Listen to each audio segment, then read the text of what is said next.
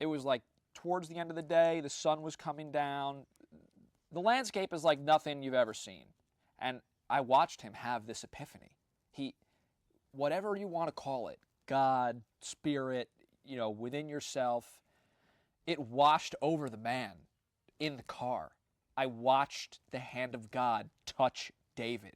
He was sitting there going, my God, the things that I've done. I can't believe that.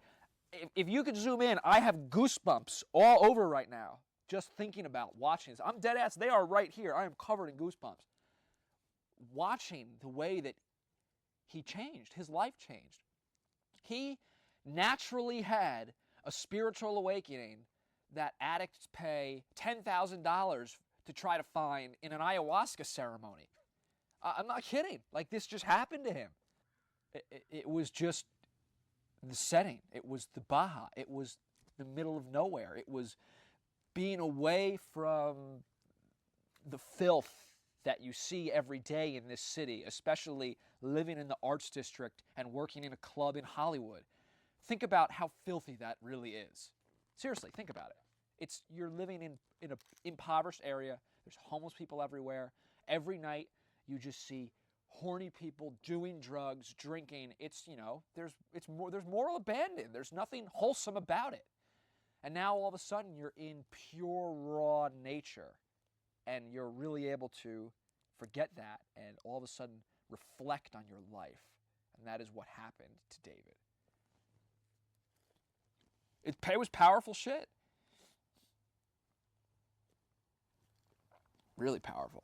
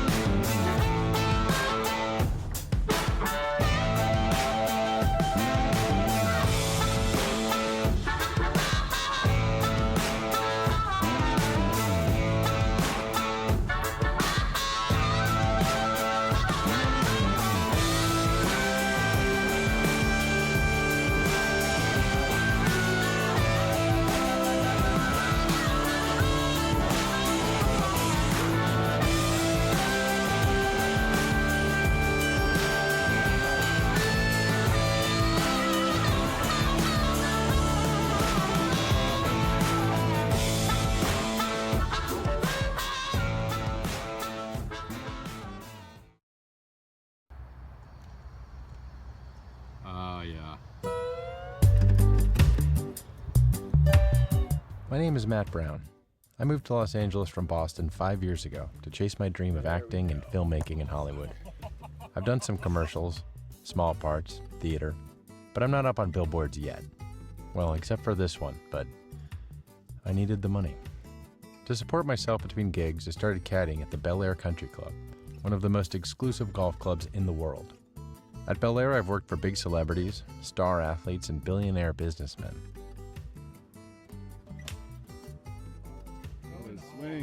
But most of my time has been spent playing gin in the caddy yard. Caddying is a cash job that tends to attract people in transition, regardless of their trajectory. Caddies tend to like their booze, horses, and their cards. Oh, I've never placed a bet in my life. Let's just say there's no background check to become a caddy. And definitely no drug test. Part of being a caddy is making sure everyone's having a good time. So caddies are usually having a pretty good time. Caddies talk a lot of shit to one another, but the camaraderie is really good. The vibe down there is not that dissimilar from the movie Caddyshack, but with a little bit more tequila thrown in. McDonald's, dude. Just sign up, let Ted know what's going on in your world, whether you got Sletsky or Crosby or Jacobson or whoever the fucking loop that you think you want today after you go jet setting out on with Ryan O'Toole, okay, and Lisette Salas who dumped your ass. Just let us know, what you got so we can just cover accordingly. We'd really appreciate it. Okay? All right? Just because you're from Hawaii and you like poke salad and Spam doesn't mean you can come in here and fucking pick and choose what loop you want today, okay? That's the white man's brother. There ain't no black man's brother, motherfuckers. Who? Obama. You can't have no job, motherfucker. This is motherfucker. This is the Ku Klux Klan territory here. Snorted up all this cocaine. Next morning, on the way out the door, they said, "You gotta get paid." And bitch, you ain't got no money. Come here and smoked up all my dope, snorted up all my cocaine. Jumped on the bitch. She got paid then. A lot of these guys have rough histories, but they're mainly great people. I've had a lot of fun being a caddy and made interesting friends. One of those interesting friends is Pearson Aklick.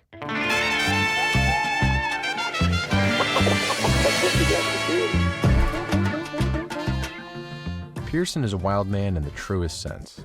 He lives in a trailer deep in the Malibu mountains and is driven by one ambition: to have surfing adventures. He's obsessed with finding obscure surf breaks and scours maps of Baja in his free time. So when the golf course closed for renovations, Pearson convinced me to join him for a trip down the peninsula in search of tasty waves. I figured I'd film it.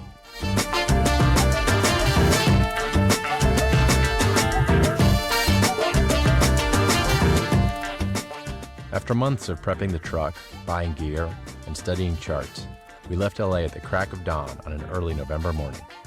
We packed all the supplies we would need to camp for a month, including recreational substances. But when we went to purchase Mexican car insurance, it turned out that Pearson's registration was out of whack because of some lost mail from the DMV. With no plan B, we decided to ride dirty through the Mexican border in a truck with no title, stocked with marijuana. Put deodorant on today? What's up? You put deodorant on today? No.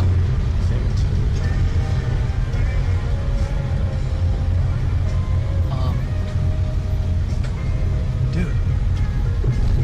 Yes. You just slid through, dude. Fingers crossed. Yeah, let's not count our chickens. Oh, no, hang on. This is it, man. We're through it. You get yanked over. You're yanked over. That's it, baby. Well, sometimes you just fucking cruise.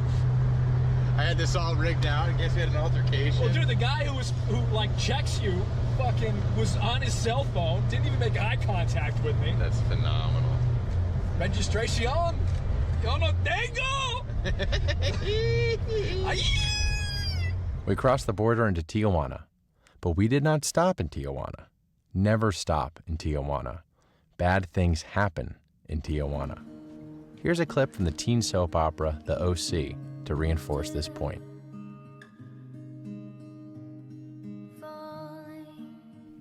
Powerful stuff.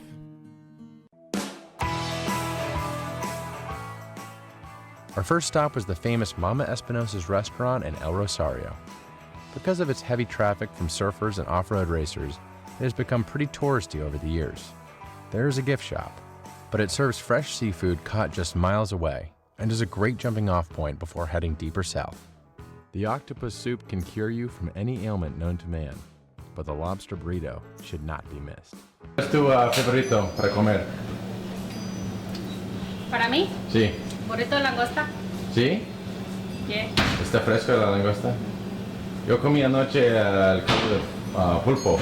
Ah, también. Increíble. Caldo de jaiba también. Muy Sí. rico. Sí. Sí. ¿Dónde viene la langosta?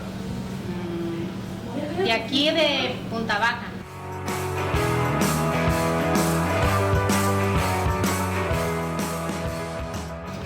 ¿Quién es? ¿Quién es Mamá Espinosa? Sí. Mamá Espinosa fue mi abuelita. Fue la persona que fundó este lugar en 1932. Ella atendía aquí a la gente y hizo los famosos burritos de langosta. Y ella falleció hace 2 años, tenía 109 años cuando ella murió. Y pues fue una mujer muy buena que nos enseñó a trabajar y nos enseñó a cuidar este negocio como ella lo... Nunca vamos a hacerlo como ella lo hizo, pero tratamos de hacerlo más cercano a lo que ella quería de este lugar. Con todas estas mujeres tan trabajadoras, que no descansan de trabajar aquí. No se le ven las manos de cómo trabajan. Ella hace los burritos de machaca en 3 minutos. ¿Sí? Pero solamente a las 10 de la noche. Espero que te haya gustado la comida y el lugar. Eres bienvenido cuando quieras venir. Te dejamos pasar a la cocina para que veas que tratamos de hacerlo más limpio y bueno que podemos. ¿Ok? Sí. Bienvenido a Mamá Espinosa. Ok, gracias.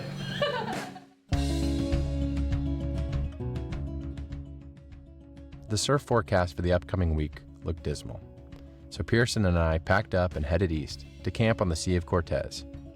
But before our trek across the desert, we stopped for some snacks to fuel up. ¿Qué son pitayas? Sí, son pitayas. ¿Qué son? Es una fruta. Okay. Yeah. Que se come. Okay. Pitaya is a cactus fruit indigenous to Mexico. But because it's covered in spikes, it's best to let the experts handle it. Notice the scars on this little kid's hand. Nothing like having your food prepared by a child with open wounds. Once you negotiate the exterior, the meat inside is the most vibrant shade of red you'll ever see. It's pretty tasty too.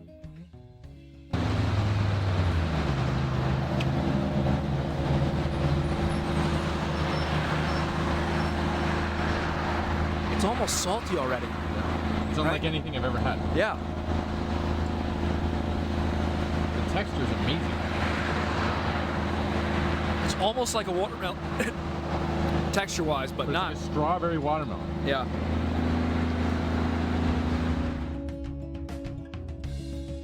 With bellies full, we headed for a little-known and hard-to-reach bay on the Sea of Cortez. Pearson's one condition for me filming this was that I be very vague about any location. The roads in rural Mexico can be sketchy and narrow, so the broken-down vehicles and roadside shrines are a constant reminder to keep the hands at 10 and 2.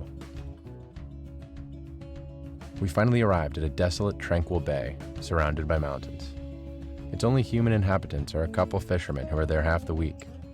We introduced ourselves, and with typical Mexican hospitality, they gave us some fish fillets caught just hours before. Such a solid chunk of fish. All because of Mateo. Damn, this is like pretty standard whitefish, but with the jalapeno and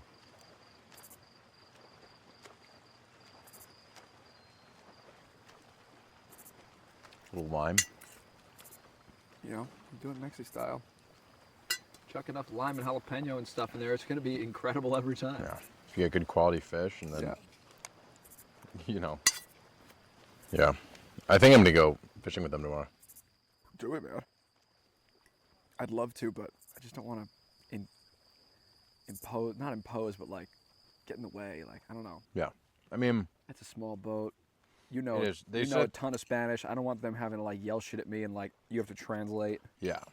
I mean, how often do you get to see like a day in the life of a Mexican fisherman? Dude, you should totally go. Yeah, it's like I would feel weird leaving all this shit here anyway without one of us watching it. Yeah. It's like a day in the life of a Hemingway story.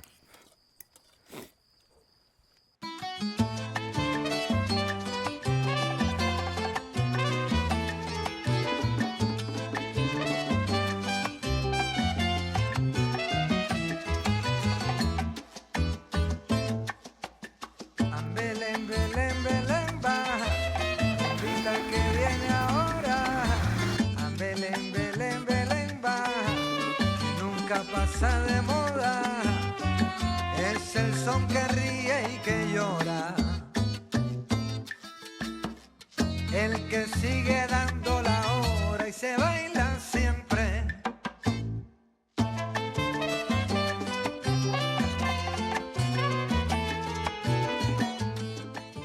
Unlike the heroes of Hemingway's imagination, these fishermen weren't reticent, sexually confused veterans looking for giant swordfish. It turns out that their game was gobies, tiny fish no more than 2 inches long that they sell to aquarium owners back in the States.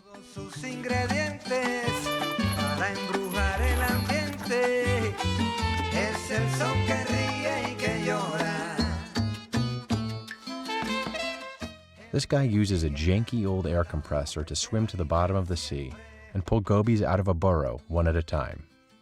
And I thought caddying sucked. ¿Cuántos puedes capturar en una hora? Ahorita que el agua está poquito fría, unos 40. Oh, sí, muchas. Okay.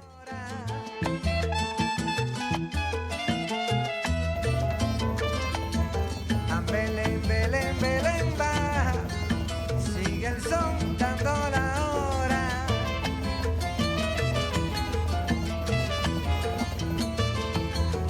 Belén, Belén, Belén va. This day they were joined by a local spear fisherman, there simply to feed his family on the cheap.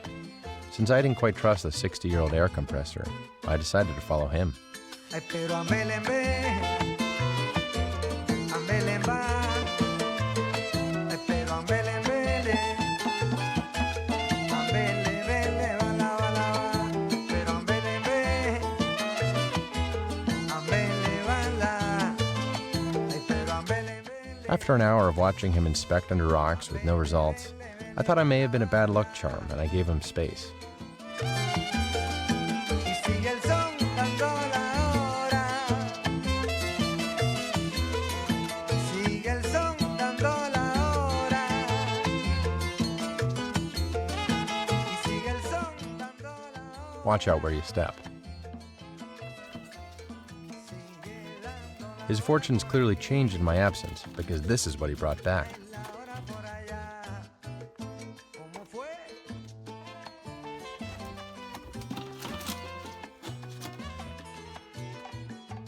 All in all, not a bad day.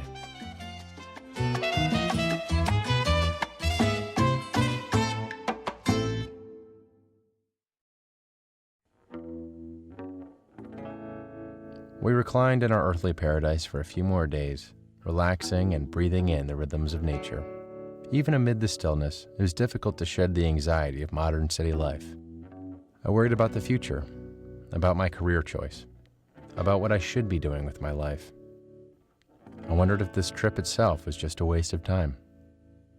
But with a new south swell on the way, we decided to pack up and head back to the Pacific. Look at this thing.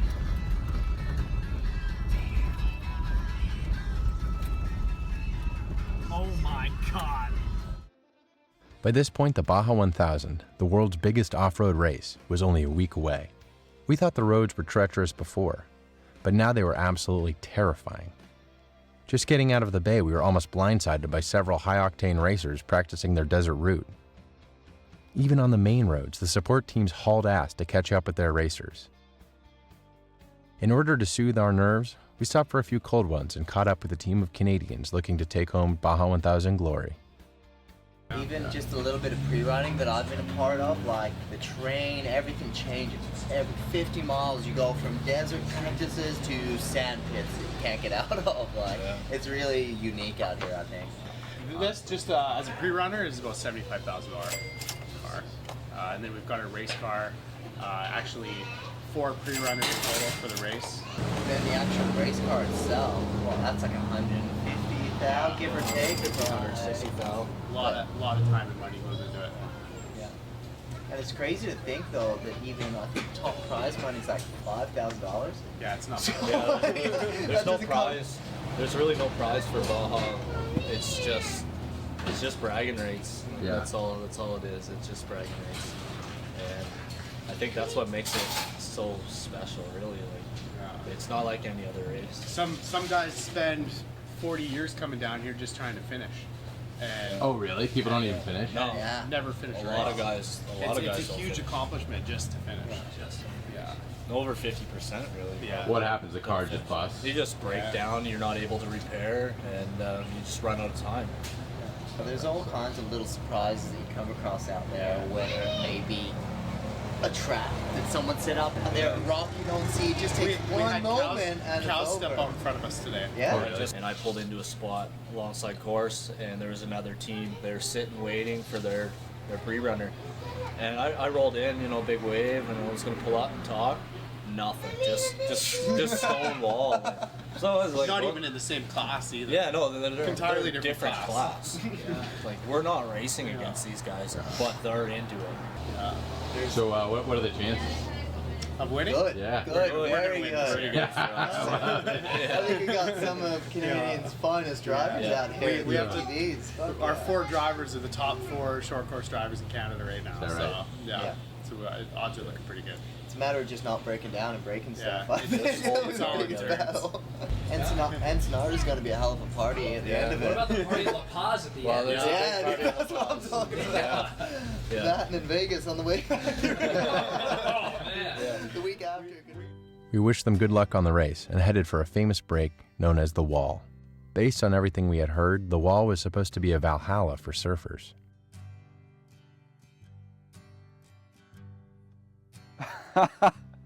This is a fucking hellhole. Man, I didn't like this spot the first time I found it, and I sure as shit don't like it that much now. That's the problem, actually. The drugs can no longer hide the fact that we're sleeping in a rock wall created by a crazy Canadian that's covered in mouse shit and deteriorating day by day. The only draw is the wave. Otherwise, this is a literal wasteland.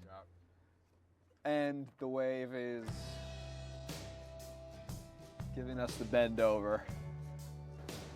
There was a tweaker that came by last night, sketchiest fucking guy I've ever met. I'm stumbling out of the darkness, not even on the road. Casing the joint, definitely fucked up. Asked us if we had a joint. Exact type of individual you don't want to run into after dark in rural Mexico. Are those waves or is that just the wind swell? I can't tell. Yeah, it's so hard to tell because everything's already blown out. Yeah, I know. And even if there are waves, the conditions are horrible.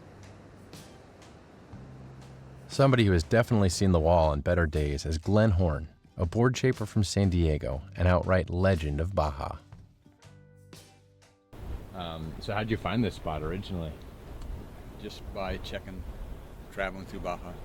See, when I started traveling through Baja back in the late 60s, nobody ever spoke of what you did, where you went. Oh, yeah. Everything was top secret, so For sure. you had to explore. I just spent years traveling to different spots, and you might be there at the wrong time of year, you might be there at the right time of year. Yeah. Just by the luck. They didn't have any real good maps back then, and there was no internet, so you just took a chance. And I found this place, and it's been my favorite ever since. Really? Because it's wide open, and there's no buildings, there's no nothing here. Has it changed at all? Yeah.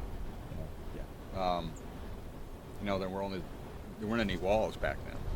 Nobody ever camped on this part when I first came through. Yeah. They were all down in what we call the ghetto down there. Yeah. When it gets crowded here, it gets really crowded. Really? All the campsites are taken. There's probably, sometimes there can be 100 people here. So yeah, so this isn't really a vacation for you. No, it's a lifestyle. It's something that I can't just sit around and read all day. It's 4-wheel drive, so it can go anywhere.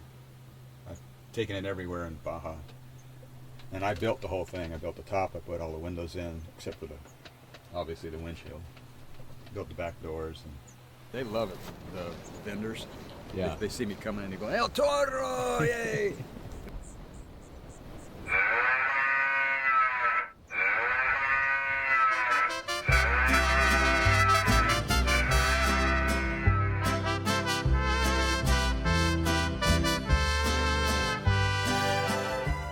We rolled out from the Wall, stir-crazy and worn. We drove towards the world-famous Scorpion Bay, delirious for good waves. Look, there's a cow trail. Did you see the cow trail? Dude, there's a fucking wave back there. We gotta go! No, but I bet you there's water back there. we Because can that was a beaten-in trail. Yeah, you know how? When the cow falls asleep, we'll tip it into the water. It'll create a wave, and we'll stand up paddleboard it, and then Instagram it straight to Laird! The future is written! Destiny is here! Fucking Larry, I know that you've shot the pier on a stand-up pow, that you fucking did the foil board, but have you cow-tipped and ridden the wave, brother? 'Cause that is the ultimate high. Fucking dude, on acid. Bullfights on acid. I enjoy skinny skiing, bullfights on acid. Bullfights on acid.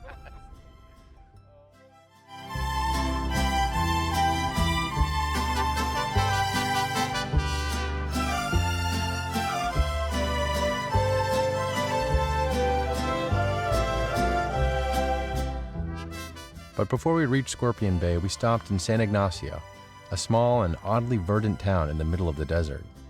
Its greatest features are an underground freshwater spring and a mission founded in 1728 by a Spanish Jesuit priest.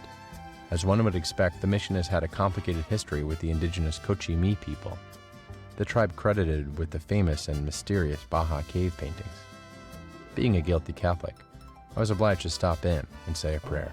Un río abajo y túneles. ¿Para qué? Pues serían para guardar las herramientas, para escapar ¿De los indios? de los españoles. Oh, sí. Y estuvieron los indios cochimíes. Ah, ok. Porque leí allá que estaba un padre muy mal y los indios no le gustan. No le gustaban, pero a Fernando Consac Sí. los convirtió. Y después estaban bien con los indios. Sí, con Fernando Consac. Y se murió Fernando Consac aquí de 57 años. ¿En paz? ¿No de violencia? No, Okay. De enfermedad, de neumonía. Sí.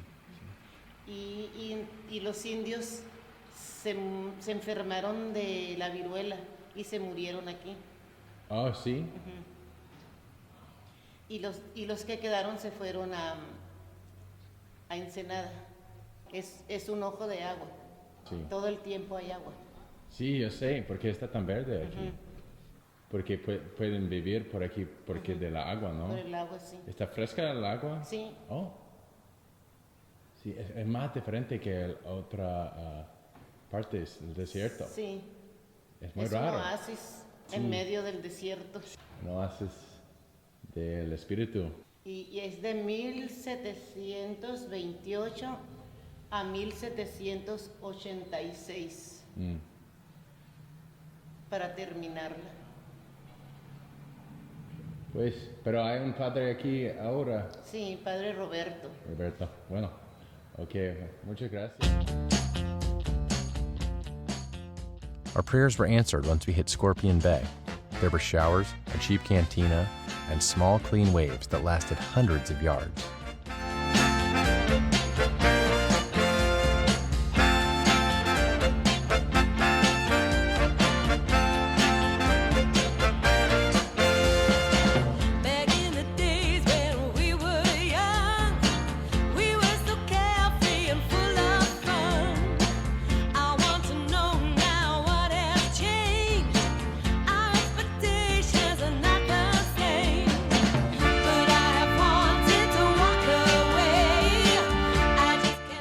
Even Fido can get shacked in Scorpion Bay.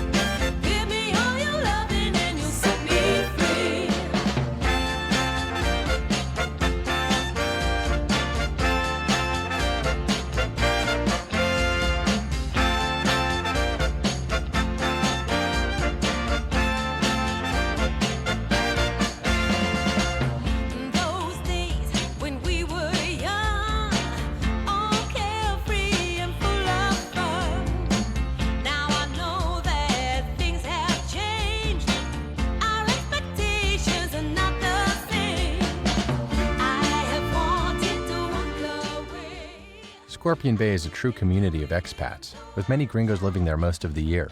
It's almost like a country club of surfers. Creative locals even approached our campsite, selling post-surf munchies.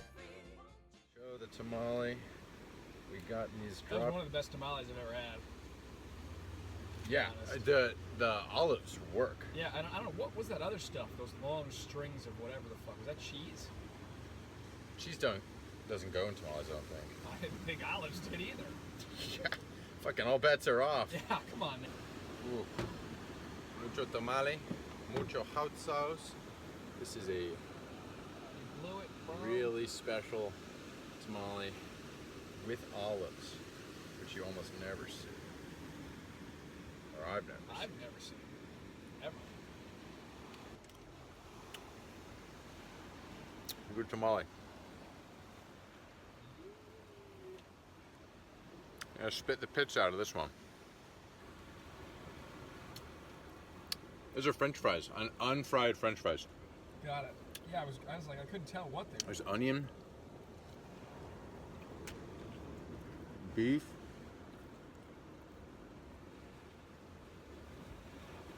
tomato. That is the best tamale I've ever had. Of course, being in a popular spot does have its downsides. For instance, you can't just pee anywhere you want. Una noche.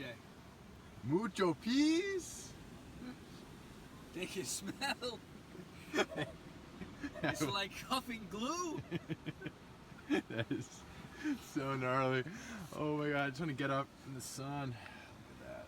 Get the real golden color. It's how you tell the quality. Easy. Jesus Christ, what if the cap popped off? I just checked. Although we soon found out that this was the place to be for the biggest party of the year.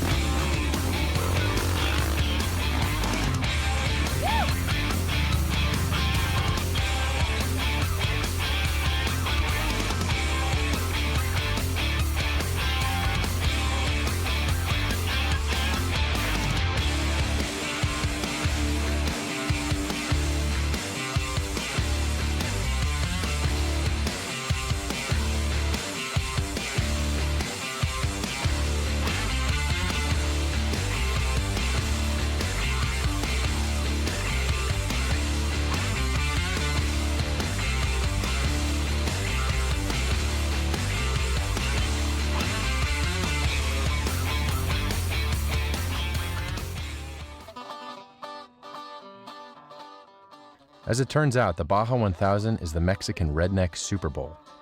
Entire families decamped for the desert to eat and drink all night and flop down on the couch cushions they dragged out from the living room. ¿Qué te gusta más, chelas o la Baja Mil? La chela, güey. La chela. No, que si te gusta más. ¡Oh, no mames!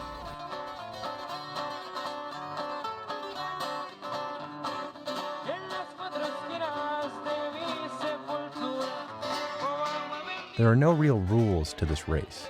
There are no barriers, no cops telling you where to stand. You can walk up to the race pitch and start wrenching things if you feel like it. I somehow became the official photographer of the San Juanico area.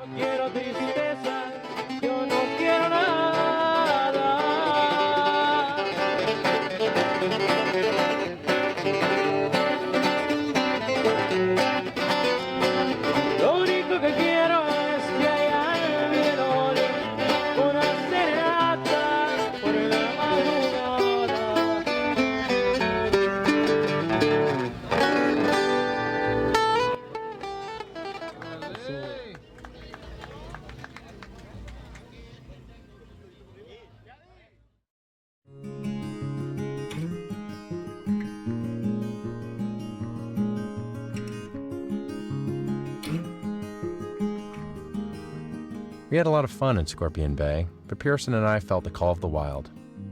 We headed east again, to the Sea of Cortez, for more time away from civilization. I wanted some sort of spiritual epiphany that Pearson's friend David had on the previous year's trip. I watched the hand of God touch David. I read Tolstoy. I meditated. But the only feeling I had was the very familiar and very human sense of missing out on something. What it was, I didn't quite know. I came across a passage in my book that struck me. He soon felt that the fulfillment of his desires gave him only one grain of sand of the mountain of happiness he had expected. This showed him the eternal error men make in imagining that their happiness depends on the realization of their desires.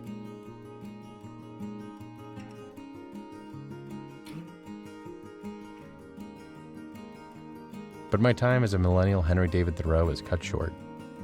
Some buddies were coming down for the Thanksgiving holiday, and we set out to meet them. And where else but Mama Espinosa's?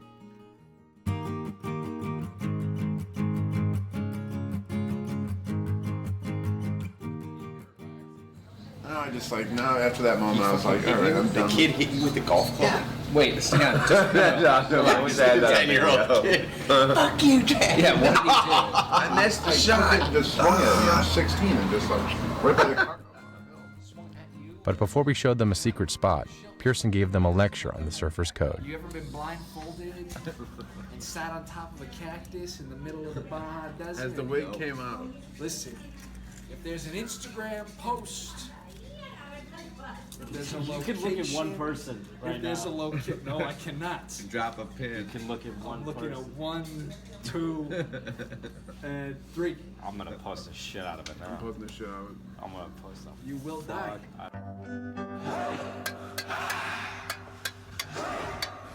Well, the desert gonna sink you if you think no rain in the valley mean you're gonna stay dry. And the light's blinding, but it shows you the way if you open your damn eyes. Learn to love yourself, boy, and don't be proud.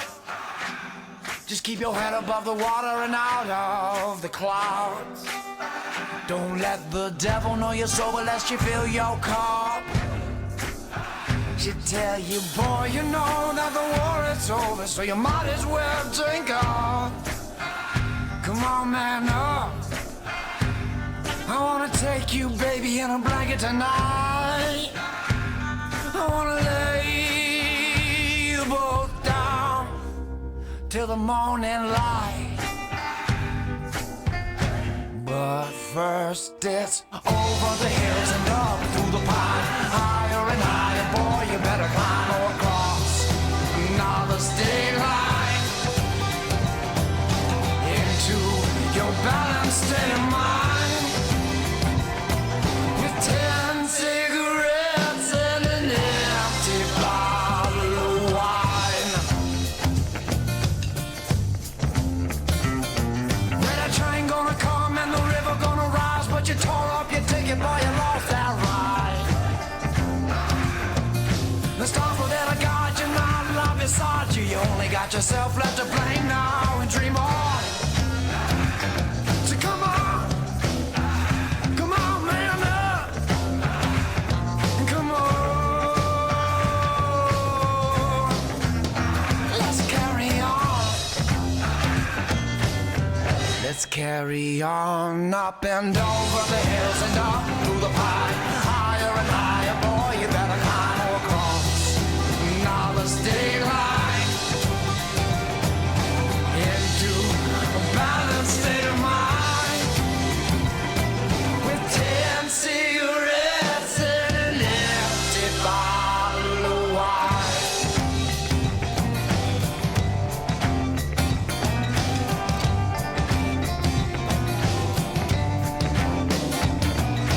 Darling, now I'm sorry, oh, for taking so long.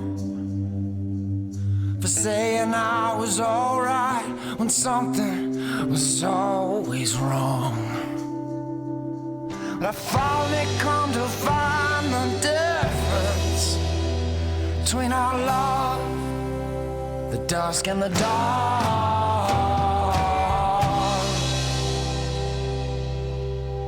And the dawn, it's over the hills and up through the pine.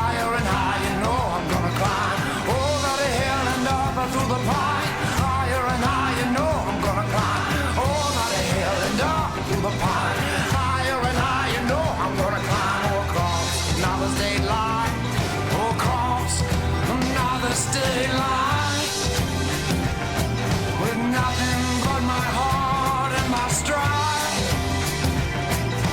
10 cigarettes and an empty bottle of wine.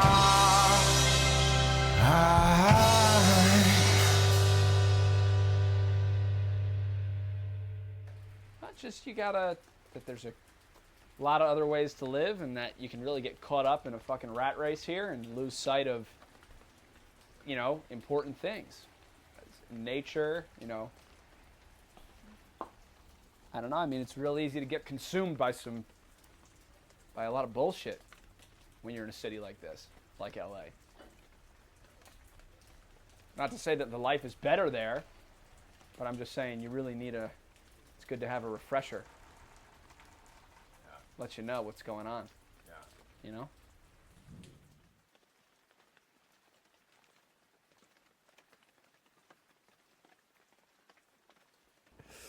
I was down there. I was looking for a really dramatic epiphany where, the clouds part and I'm given meaning. And it just never happened. You know, I was still kind of the same person I was when I came back. Still kind of miserable and still unsure of who I was and what I was supposed to be doing. But meanwhile, there were tectonic shifts happening underneath. I spent the next 2 days not sleeping. I was crying uncontrollably, unconsolably. I had what I learned later is termed an ego death. It's a phenomenon. It's an existential crisis. It's also called a dark night of the soul. I had sort of seen what is important and what actually is of value, and I didn't care so much about, having a Ferrari and getting a deal with NBC. It was more about, I really felt a connection with humanity, and it's such a cliche, but it's a cliche for a reason. Of money can't buy me love, and you just want to,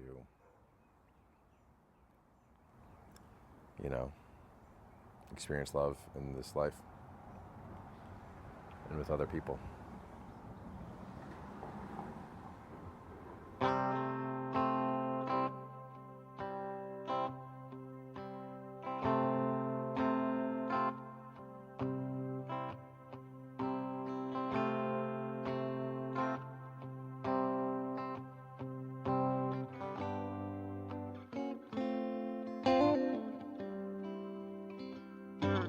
Think I let the road rise up, and that wind wind through the rain. Sometimes I think I've had enough. Sometimes I think I just let it all slip away. Maybe I'm too tall to be Bob Dylan. Maybe I'm too young to be John Wayne. Maybe singing songs is like a rubbing coal to a diamond. And I don't ask for much, oh, please leave me the rhyme. Sometimes I fall, it gets lifted, and my mind's finally clear.